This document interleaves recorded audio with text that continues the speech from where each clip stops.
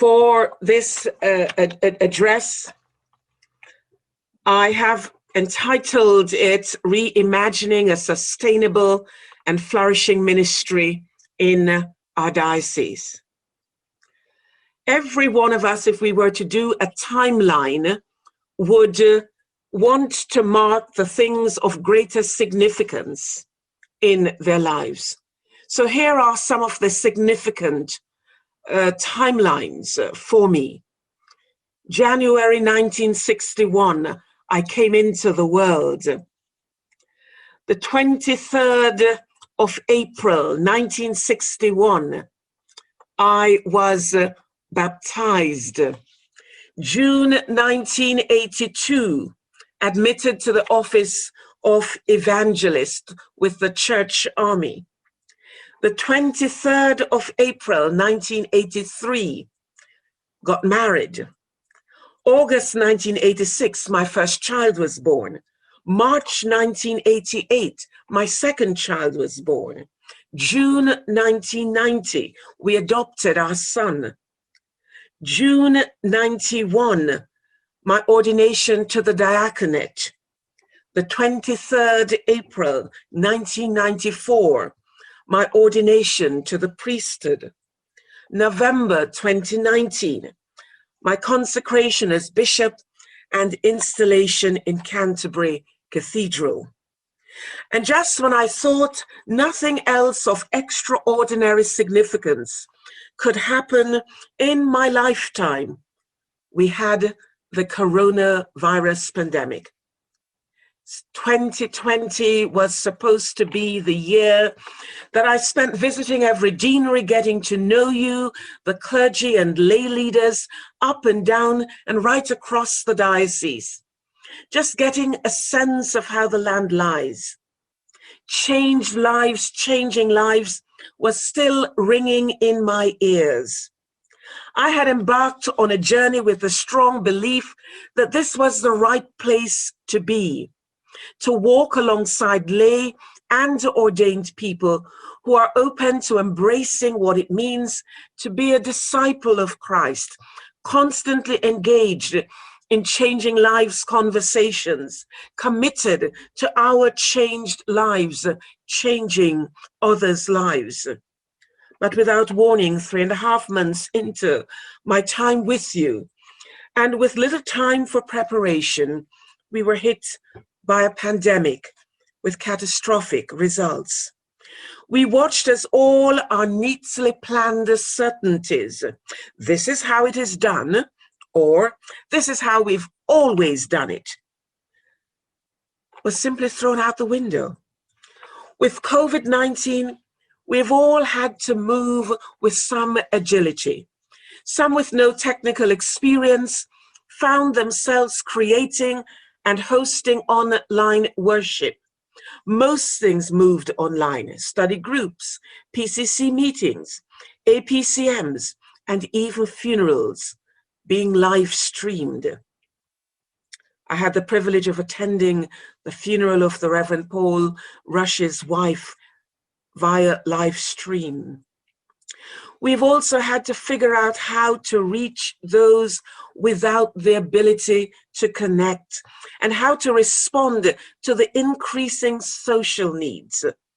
The conversations I was having with lay and ordained across the diocese identified these concerns.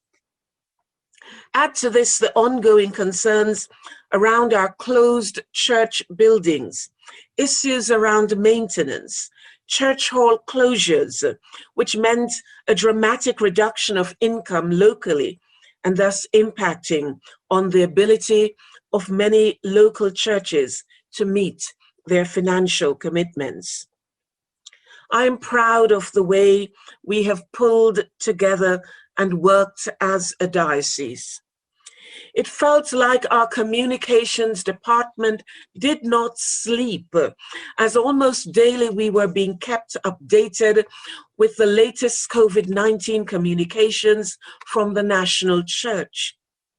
We also had numerous communications around managing re-entry to our buildings.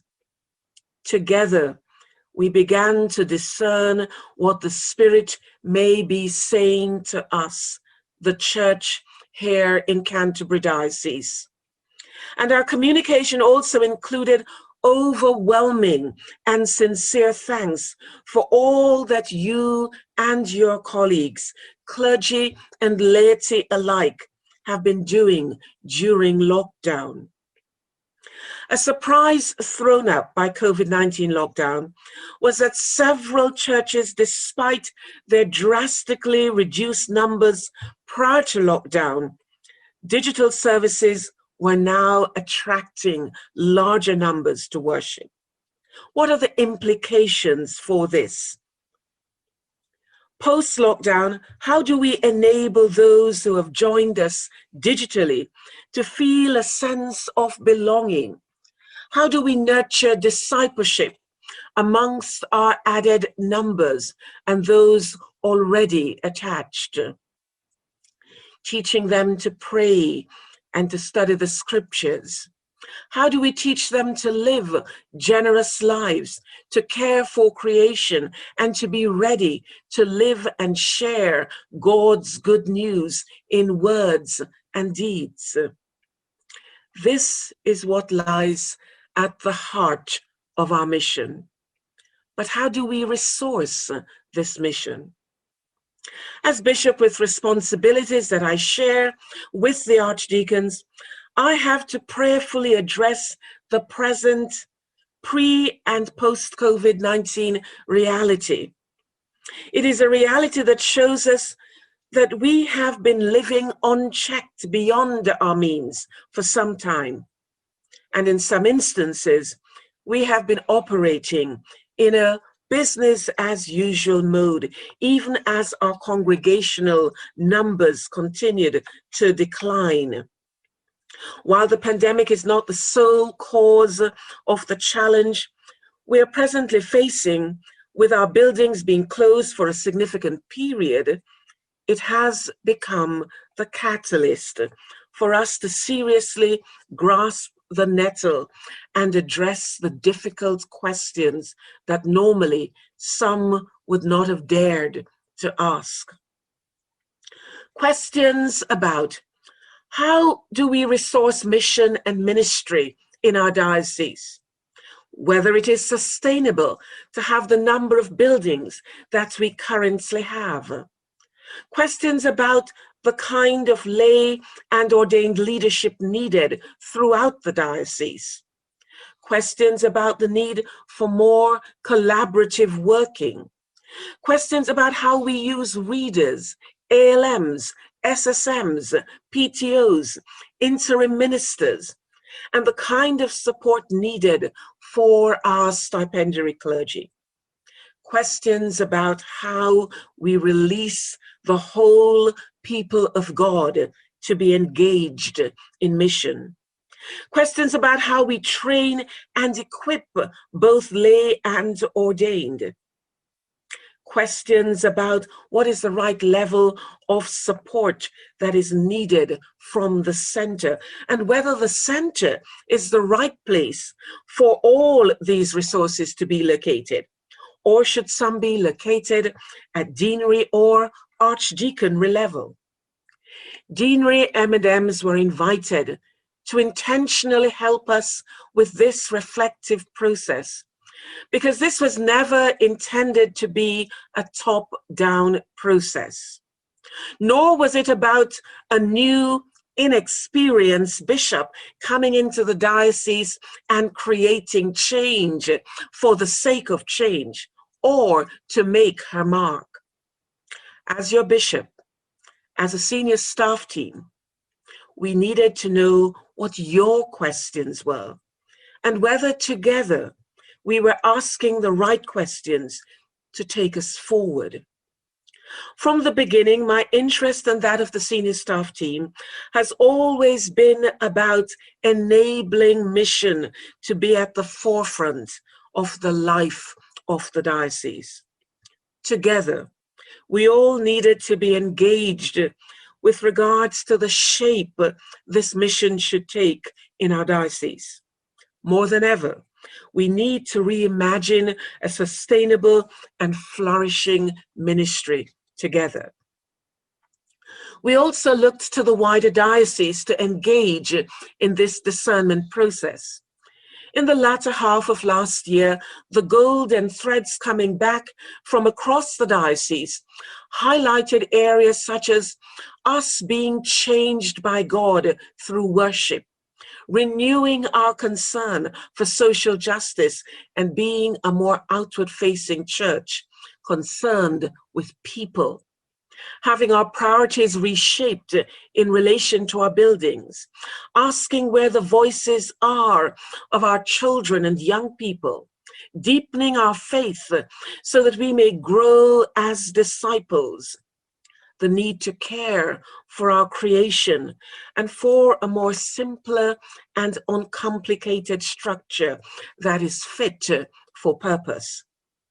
I want to thank our area deans, lay chairs, and everyone who has contributed to this discernment process. From some of the correspondences received, it is clear that this has indeed been a costly, demanding, and challenging process for us all. I have received communication from members of PCCs, some suggesting that this is not the time to be engaging with such a process. I ask, if not now, then when? Others saying how good they have been paying their parish share, so why should they lose their priest or indeed share their priest? Dare I ask, what kingdom are they helping to build? And do they know that they belong to the wider body beyond their parish boundary? Others have asked, should poor churches not have a priest because they have no money? My response, poverty should not equate with a lack of ministerial leadership. And indeed, we have targeted funding from the church commissioners, the Low Income Community Fund, for exactly these areas. Others have asked for reassurance that their hard-working priest not be under threat of removal. My honest response is, there was never a threat of removing priest. The deanery plans showing savings in the deanery by reducing clergy numbers have come from the deaneries themselves. But I must make it clear that our present income does not and cannot sustain the number of stipendiary clergy we have in post or fulfilling future vacancies. Our largest expenditure in the diocese is on the clergy. And this includes our stipends and associated costs of housing, pensions, and community charge. We therefore cannot entertain clergy or lay leaders encouraging their PCCs to withhold contributing to our shared costs, what I refer to as the common fund, that common pot from which we fund everything. Or we cannot have clergy and lay leaders directing their PCCs to create and hide separate accounts, or worse yet, for the clergy to be collecting their stipends month by month without fail, while preventing or discouraging the parish from giving to the parish share or to the common fund, the common pot we hold. Because of holding, for whatever reason, whatever our differing theological views, we certainly cannot encourage that behavior or accept that behavior. I'm reminded of the parable of the talents. The person with only one hid it instead of stewarding it. The generosity that I practice and speak of is one in which we steward all that God gives to us, whether it be 1 talent, 2 or 3 or 5 or even 10. This is not an optional extra that if we feel in a good mood or we feel like it, then we might just oblige and give a little bit more from our leftovers. The generosity that I speak of is one which should be embedded in our way of life together. Hence, for example, there is no reason why together we should not all make a special one-off gift to assist us in balancing the budget, thereby preventing the kind of cuts that could, in both the long term and the short term, be damaging to our mission. We have been looking forensically across all our expenditure, seeking how best we can make today's church pay for today's church. I must share with you that even with the proposed projected savings being put forward, we are still showing a significant gap in our budget. Within Diocesan House, we are examining the proposals of where savings can be made. In doing so, we are conscious that some areas are statutory and cannot just be eliminated to save on cost. But even in these areas, we are looking at the tasks to be done and how we might allow the task to define the size of the team needed. Where the department or framework is not statutory, we still must examine how it contributes to the wider mission and possibly dare to ask if there might be another way to deliver it at deanery or archdeaconry level. We have a strategic vision for mission and ministry in our diocese. It is one that envisions new ways of doing things, addressing training needs, deepening discipleship, developing strong local leadership, lay and ordained, modeling God's generosity, engaging in issues of social justice and creative order, ensuring that children and young people are at the heart of all that we do, enabling our deaneries to become centers of ministerial excellence. These will not just be words. And later on, this is going to be developed by the contribution of others this morning. I believe in making our vision statement a reality in our diocese. The deanery plans are being prayerfully assessed across the board within the context of creating a sustainable and flourishing ministry. This will form part of a working diocesan plan. We know that no one size fits all, and therefore we will need to ensure that whatever action we take brings us closer to being a flourishing diocese with a balanced budget. Know this, that we all bear the cost, because we are part of the one diocesan family. There are no them and us. Let's change that language when we meet together either at PCC or at deanery level. Let's not keep saying them over there. We are one diocesan family. There will be difficult decisions to be made, some short term, others in the longer term. But we will not run away from making the tough decisions we are faced with. Pilgrimage is a significant part of the DNA of our diocese. We have embarked on this journey of reimagining and becoming a sustainable and flourishing diocese. Any pauses, and notice I did not say stops, any pauses must be for refueling, for restoration, for renewal. We have begun what feels like a sprint, but in reality, we have embarked on a marathon. We journey together on this marathon. We will carry each other when needed. No one part of the body arrives until we all arrive. No one will be left behind. And it gives me great pleasure to invite Archbishop Justin to share his own reflections with us. Thank you.